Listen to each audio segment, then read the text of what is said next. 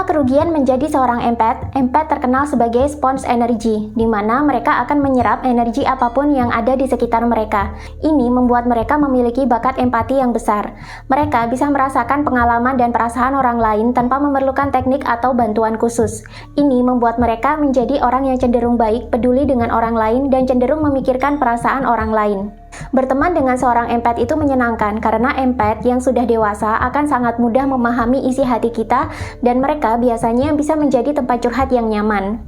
Namun, menjadi empath tentu tidak selamanya enak. Walaupun cenderung memainkan peran protagonis dalam peradaban, empath juga memiliki sederet kekurangan yang kalau tidak segera disadari dan diperbaiki, ini justru bisa menjadi bumerang dan merugikan empath itu sendiri. Apa saja kekurangan dan kelemahan menjadi seorang empath?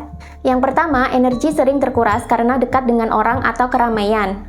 Karena empath adalah sponge energy, ini membuat mereka sering kelelahan jika berada di dekat orang atau berada di dalam keramaian. Saat mereka berada di dekat orang lain atau berada di tengah-tengah keramaian, otomatis energi orang-orang yang ada di sekitar mereka ini akan mudah mereka serap. Jika ada energi negatif di situ, maka seorang empath akan rawan kelelahan.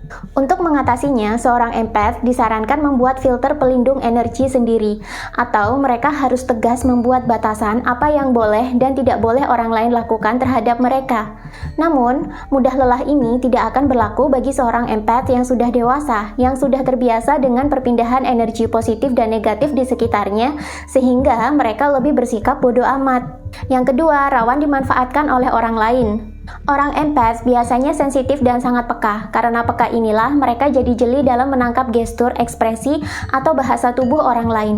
Dengan demikian, empath bisa tahu apa yang sebenarnya dipikirkan atau dirasakan oleh orang lain. Karena sensitif ini, seorang empath seringkali tumbuh menjadi pribadi yang tidak enakan dan mudah memaafkan kesalahan orang lain.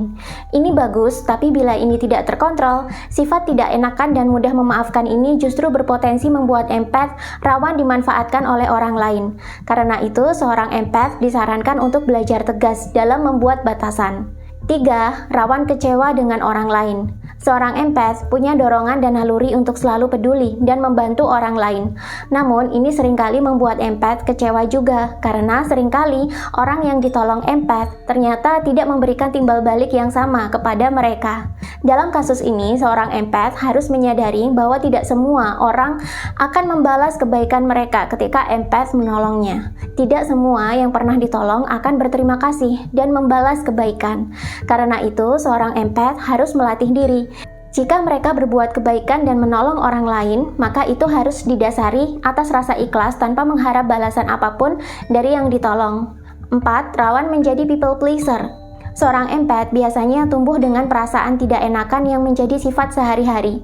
Karena sensitif dan bisa membaca gestur penolakan atau tidak nyaman dari orang lain, seorang empath biasanya juga rawan menjadi seorang people pleaser, yakni tipe orang yang selalu berusaha menyenangkan orang lain. Apalagi jika empath itu terlahir dari keluarga yang broken atau mendapatkan pola asuh yang tidak baik di keluarga, maka seorang empath juga rawan tumbuh menjadi people pleaser. Dalam kesehariannya, ia cenderung ingin menyenangkan hati orang lain terus, walaupun itu menyakiti dan menguras energinya sendiri. 5. Sasaran empuk para dark triad. Dark triad adalah kepribadian jahat yang identik dengan sifat manipulatif dan rela menghalalkan segala cara demi mendapatkan apa yang mereka inginkan. Dark triad ini terdiri dari psikopat, narsistik, dan Machiavelli. Seorang dark triad biasanya sangat menyukai orang-orang empath. Karena empath ini sangat mudah berempati, bisa menerima kehadiran dark triad dengan tulus, dan bahkan rela menolong dark triad secara totalitas. Dark triad melihat peluang ini. Mereka membutuhkan empath untuk menjadi sumber validasi, pujian, dan suplai energi, sekaligus suplai sumber daya mereka. Karena itu, seorang dark triad biasanya sering memiliki sahabat, bawahan, atau bahkan menjalin hubungan dengan empath. Namun, hubungan yang terjalin bukanlah hubungan yang sehat, tapi sangat beracun dan penuh dengan drama. Banyak dark triad di dunia ini yang sukses dalam kehidupan, namun kesuksesannya dibangun dengan cara memanipulasi dan memanfaatkan potensi-potensi yang dimiliki oleh para empath. 6. Rawan kehilangan diri sendiri atau jati diri. Seorang empath memang suka menolong dan membantu orang lain. Mereka bahkan rela mengorbankan waktu dan tenaganya demi membantu orang lain, bahkan sekedar mendengarkan curhat orang yang sedang bersedih. Mereka akan lakukan ini walaupun sebenarnya mereka tidak ada waktu atau sudah lelah. Ini sebaiknya dikontrol, karena kalau tidak, empath akan terus-menerus dibanjiri orang yang meminta tolong dan ingin memanfaatkan kebaikan empath. Jika empath sampai tidak punya ruang dan waktu untuk memikirkan diri sendiri, seorang empath bisa kehilangan jati dirinya. 7. Sering menjadi korban manipulasi. Banyak sekali orang yang menyalahgunakan kebaikan dan ketulusan empath. Karena terlahir dengan bakat empati yang besar, bisa merasakan energi orang lain, tumbuh dengan sifatnya tidak enakan dan ingin selalu menolong orang lain, ini membuat empath justru rawan terjebak manipulasi bila tidak berhati-hati.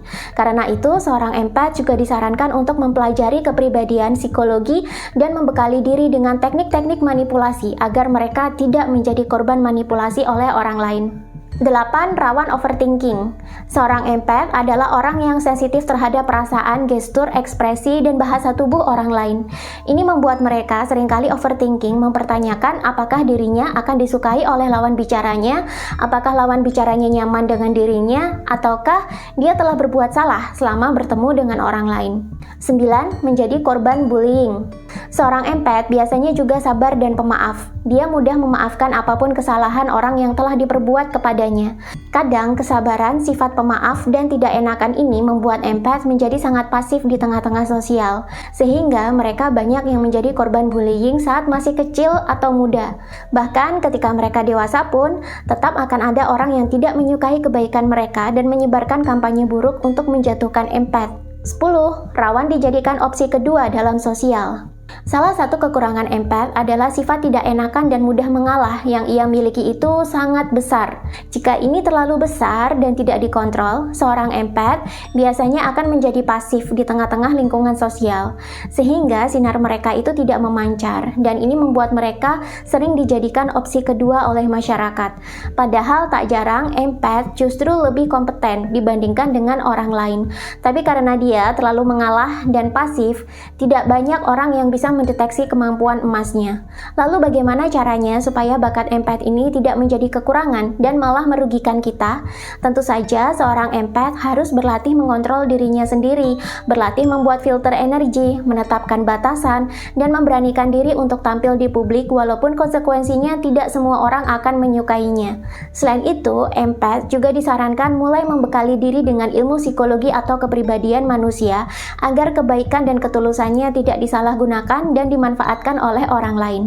Selengkapnya akan saya bahas dalam online kelas saya tanggal 7 dan 8 Juli besok dengan tema Empath, Dark Triad, dan Misi Jiwa.